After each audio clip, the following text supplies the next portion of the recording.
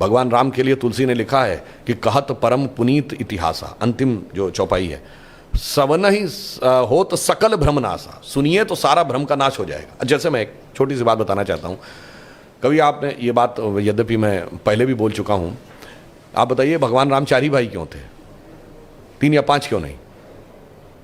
और अगर 4 भाई थे तो लक्ष्मणी क्यों राम के साथ जाएंगे वन में, और भरत ही खड़ाऊ रख के शासन क्यों करेंगे, और शत्रुघ्न ही अयोध्या में क्यों रहेंगे?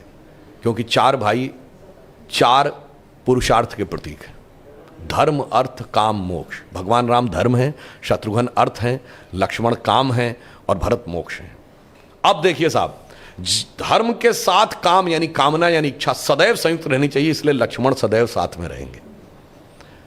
भरत मोक्ष के प्रतीक हैं तो खड़ाऊ रख के यानी धर्म के किसी प्रतीक को रख के तपस्या करेंगे, मोक्ष प्राप्त होगा। और शत्रुघ्न अर्थ के प्रतीक हैं तो इसलिए वो राजधानी में ही रहेंगे, अर्थ कभी छोड़ के नहीं जा सकता। इसीलिए आप देखिए, कहा तो जाता राम लक्ष्मण की जोड़ी, मगर तुलसी बाबा ने लिखा हनुमान चालीसा में कि रघुपति कीनी बहुत बड़ाई, तुम मम प्रिय भरत ही संभाई। क्यों?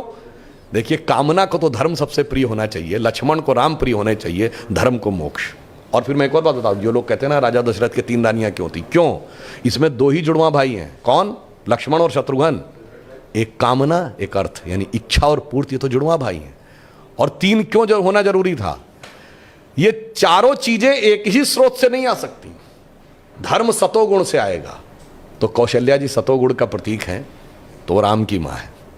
अर्थ और काम रजोगुण से आएगा, तो सुमित्रा जी रजोगुण का प्रतीक हैं, तो उनसे काम और अर्थ उत्पन्न होगा।